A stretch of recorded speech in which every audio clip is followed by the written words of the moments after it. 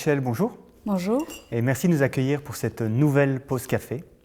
Donc, je vous présente brièvement. Vous êtes professeur de bioraffinage et de chimie biologique ici à Jean Blou Agrobiotech et vous dirigez également un laboratoire de chimie biologique industrielle. Alors, avec vous, on va parler de valorisation de la biomasse, de valorisation des déchets. Et quand on parle de valoriser la biomasse, j'imagine qu'on n'évoque pas seulement le compost qu'on fait au fond du jardin. Je voudrais vous entendre un petit peu nous décrire ce dont vous parlez quand vous parlez de valorisation de la biomasse. Alors c'est exact, valoriser de la biomasse, ça veut dire qu'on va donner de la valeur à de la biomasse. Alors la biomasse, c'est quoi? Eh bien, c'est tout d'abord la biomasse végétale, donc c'est le végétal en lui-même, c'est aussi toutes les ressources qui sont biologiques, par opposition à tout ce qui nous vient de la filière pétrochimique conventionnelle, donc le pétrole, etc. Et donc valoriser de la biomasse, ça veut dire la transformer en quelque chose qui a de la valeur. Et qu'est-ce qui a de la valeur? Eh bien, ça peut être des carburants, auquel cas on parle de biocarburants. C'est le cas du biodiesel ou du bioéthanol. C'est aussi le cas de nouveaux produits. Et dans ce cas-là, on appelle ça des bioproduits. Donc on met le préfixe bio pour bien spécifier qu'ils viennent du végétal et de la biomasse. Et dans les bioproduits, eh bien, on a inclus plein de choses. On a inclus de nouveaux dérivés qui sont à destination du secteur pharmaceutique, par exemple. On peut inclure aussi de nouveaux polymères. Donc, ce sont des biopolymères, une fois de plus avec le préfixe bio. On peut aussi synthétiser ou produire de nouveaux additifs qui peuvent avoir des utilités dans la vie de tous les jours, notamment comme agent de renfort dans le secteur des plastiques. Et donc, valoriser la biomasse, c'est ça, c'est la transformer en molécules d'intérêt pour notre vie quotidienne. Là, on parle de quelque chose qui reste aujourd'hui anecdotique ou bien on parle déjà d'une activité qui est importante au niveau mondial? Alors, il y a les deux. Effectivement, valoriser de la biomasse à des fins industrielles, ça existe. On peut prendre le cas de Bioance, par exemple, sur le territoire wallon, qui produit des biocarburants, en l'occurrence du bioéthanol, au départ d'une biomasse végétale. On a aussi un autre exemple qui est l'exemple de Galactic, qui produit de l'acide lactique au départ de fermentation d'une matière végétale. Et cet acide lactique, on l'utilise pour en faire de nouveaux biopolymères.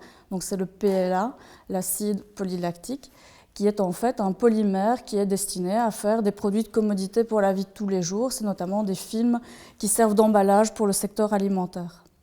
Alors derrière cette idée de valoriser la biomasse, en tout cas de la valoriser ou pas, de savoir comment on la valorise, de savoir quelle biomasse on décide de valoriser ou pas, mais derrière tout ça, il y a des choix politiques. Et j'imagine que d'un pays à l'autre, la question ne se pose sans doute pas de la même façon. Alors, il y a des choix politiques, ça c'est une des premières choses. Il y a aussi des choix qui sont plutôt liés aux contraintes socio-économiques du territoire sur lequel on se situe.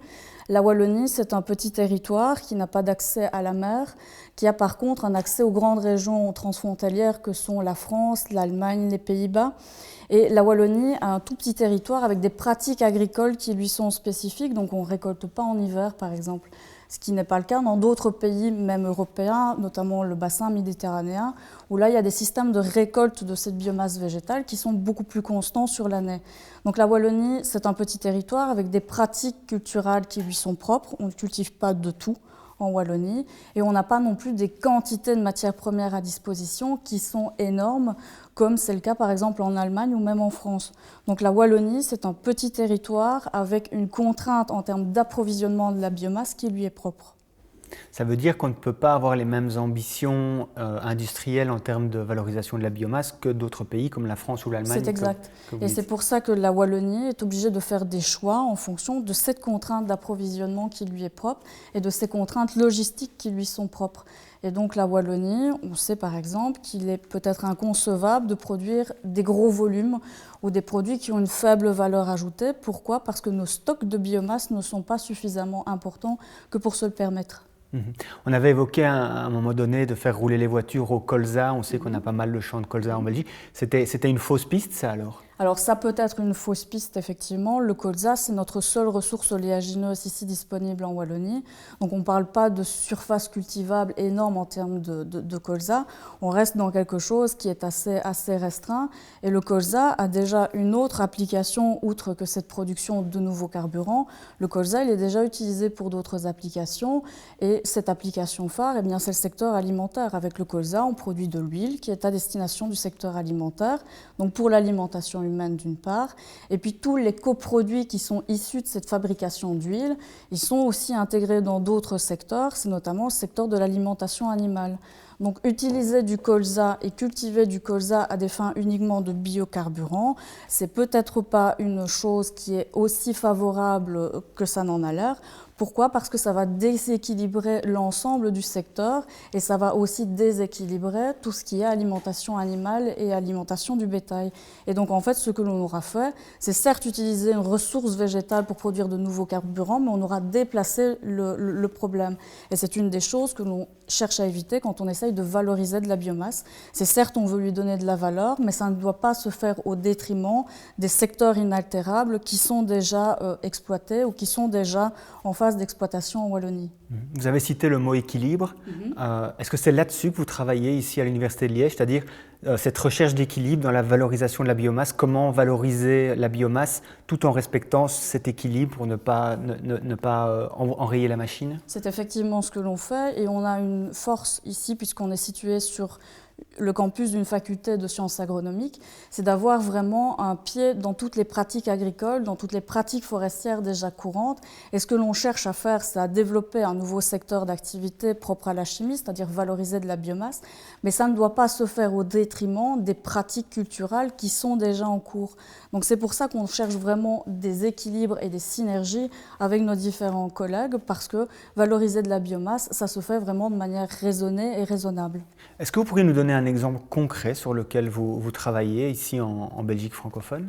Alors on travaille énormément sur le colza parce qu'on l'a déjà cité, qui est notre seule ressource oléagineuse, et on collabore avec des industriels, c'est le cas de Mitra par exemple, dans l'élaboration d'une nouvelle molécule qui est issue de ce colza.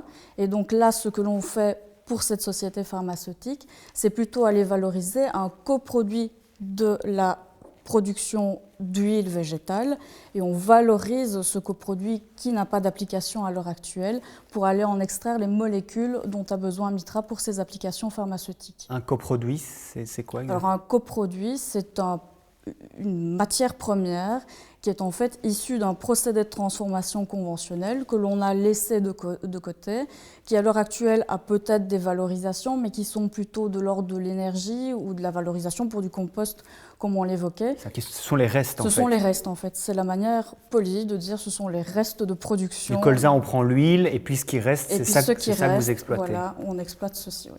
Donc si je comprends bien ce que vous faites, en tout cas ce qu'il y a derrière votre démarche, c'est l'idée de pouvoir redonner de la valeur à des déchets. C'est exact. Il y a derrière cette idée une notion écologique qui est décisive pour l'avenir de la planète. Mais tout de suite, on voit poindre des questions éthiques et des risques, c'est-à-dire qu'à partir du moment où on sait comment fonctionne le monde capitaliste dans lequel on est, à partir du moment où vous donnez de la valeur à quelque chose, pour peu que vous travaillez trop bien et que vous lui donnez trop de valeur, est-ce qu'on ne risque pas d'avoir des sociétés qui vont produire du déchet parce que ces déchets ont de la valeur? C'est pour ça que les recherches que l'on mène ici à l'Université de Liège se font généralement avec des partenaires industriels ou avec des intercommunales qui ont vraiment cette problématique de la gestion des déchets dans leur carton. Et donc, ce que l'on fait, c'est vraiment essayer au mieux de trouver des solutions à des déchets ou à des tonnages de déchets qui sont déjà existants, et ce sans empiéter sur d'autres activités. On a déjà par exemple évoqué ici au laboratoire la valorisation des déchets qui viennent de la filière papetière. Donc quand on fait du papier, au départ du bois, on extrait de la pâte à papier qui va partir dans la production de papier conventionnel. Et puis à côté de ça, le secteur papetier génère un coproduit, cette fois-ci, qui est un effluent, un liquide, qui sert en théorie à alimenter le site au niveau énergétique. Avec l'entreprise Burgo que l'on côtoie, qui est située dans la province de Luxembourg, qui est l'acteur papetier wallon, on a calculé avec eux quelle serait la partie de cet effluent liquide qu'ils pourraient détourner pour des applications de la chimie, et ce, sans empiéter sur leur consommation énergétique globale.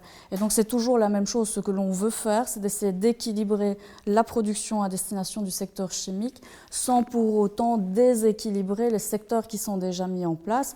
Ici, c'est le secteur de l'énergie sur un site industriel, mais on pourrait évoquer aussi le secteur de l'alimentation, qu'elle soit humaine ou animale. C'est ça. Donc si je comprends bien, vous ne pensez pas simplement à donner de la valeur à du déchet et puis après à pouvoir en tirer du profit. Vous pensez cette valorisation de façon organique, si le mot convient d'autant plus ici, de façon systémique.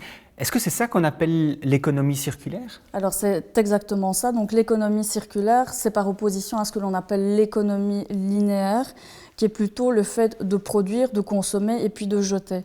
Ici, en économie circulaire, ce que l'on cherche à faire, c'est à produire, à consommer, et puis le déchet ou le coproduit que l'on va générer de nos activités de consommation peut être réintroduit comme source de matières premières pour des activités industrielles supplémentaires. Et donc le fait de faire cette boucle, c'est ce qu'on appelle faire de l'économie circulaire, qui est une des thématiques que l'on met fortement en avant en Wallonie, en région wallonne. J'ai l'impression que derrière ce concept de valorisation de la biomasse et de valorisation des déchets, il y a de sacrés enjeux. Il y a effectivement beaucoup d'enjeux, qu'ils soient économiques ou politiques. Pourquoi? Parce qu'on sait très bien qu'il y a aussi une demande des consommateurs. Les consommateurs sont à la recherche de produits qu'ils appellent biosourcés, c'est-à-dire qui viennent du végétal. L'industrie chimique fait parfois peur, ça reste un secteur qui est fort, qui est moins polluant qu'on l'imagine, mais il y a vraiment une demande des consommateurs qui cherchent à avoir de nouvelles alternatives aux produits qui sont issus de la pétrochimie, donc soit des alternatives, soit alors de nouveaux produits. Il y a vraiment une tendance émergente pour aller vers de nouveaux plastiques qui sont issus du végétal, ou même dans des secteurs qui sont plus terre-à-terre, comme le secteur des cosmétiques par exemple. On voit beaucoup dans les formulations cosmétiques l'intégration de molécules qui proviennent du végétal.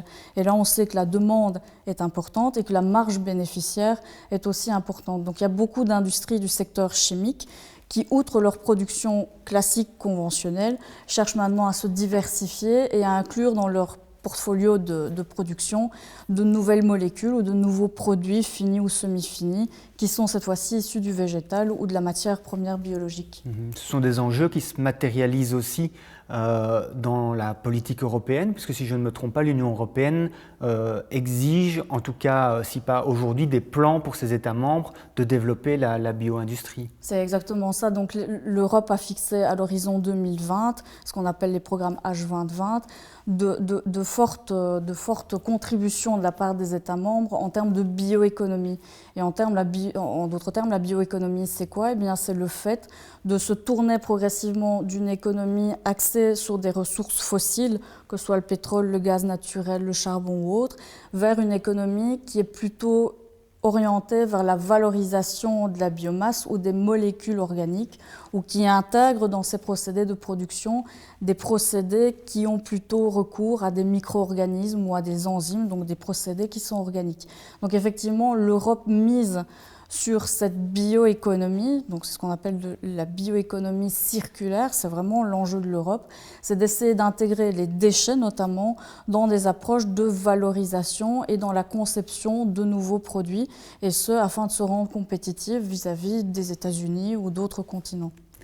Pour conclure, Aurore Richel, je voudrais vous demander de nous projeter un peu dans un futur proche. Est-ce que dans quelques années, plutôt que de faire notre compost au fond du jardin, est-ce qu'on va revendre le contenu de notre poubelle, notre contenu organique, en tout cas nos déchets organiques? Ça, c'est une possibilité, effectivement, c'est que chaque individu ou chaque consommateur devienne un peu l'acteur de cette bioéconomie. Et la Wallonie, dans cette thématique, a vraiment une force, c'est que monsieur et madame tout le monde trient déjà ses déchets chez lui. Et donc avoir des papiers et des cartons qui sont déjà triés chez soi, avoir des matières compostables déjà triées chez soi, avoir des plastiques déjà triés chez soi, est une des forces sur lesquelles doit s'axer la Wallonie. Et elle doit vraiment miser dans ces aspects logistiques et dans ces aspects de valorisation des déchets qu'elle a déjà triés chez les particuliers. Et l'autre possibilité, c'est que chaque consommateur puisse chez lui, peut-être via des petits dispositifs mobiles, convertir ces déchets en d'autres molécules qu'il pourrait utiliser dans sa vie courante au lieu d'aller porter ces déchets sur les composts ou autres qu'il trouve dans le fond de son jardin. Et une des thématiques sur lesquelles on travaille, par exemple, c'est de se demander si chaque consommateur qui tonde sa pelouse chez lui pourrait, par exemple, valoriser chez lui ses herbes de tonte pour en faire de nouvelles molécules ou de nouveaux produits qu'il pourrait utiliser après dans sa vie courante. Des produits comme ? comme de nouveaux plastiques par exemple, ou de nouvelles molécules qui pourraient intégrer des produits de nettoyage ou ce genre de choses. Aurore Richel, merci. Merci. Et merci pour le café. De rien.